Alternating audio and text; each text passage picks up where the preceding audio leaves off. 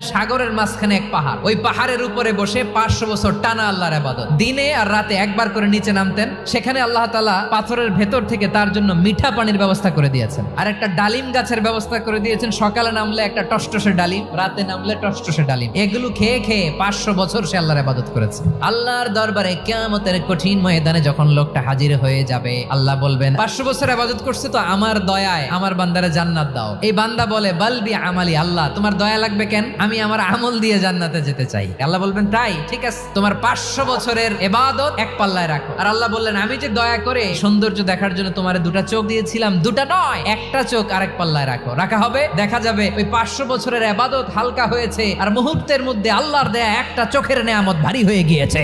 ফলাফল দেখো, হিসাব বলে তুমি এখন জাহান্নামে যাবা, যাও এবার জাহান্নামে যাও। এবার লোকটা কাচুমাচু করে বলে আল্লাহ এবার আমি বুঝতে পেরেছি তোমার দয়া ছাড়া দুনিয়ায় কেউ জান্নাতে যেতে পারবে না।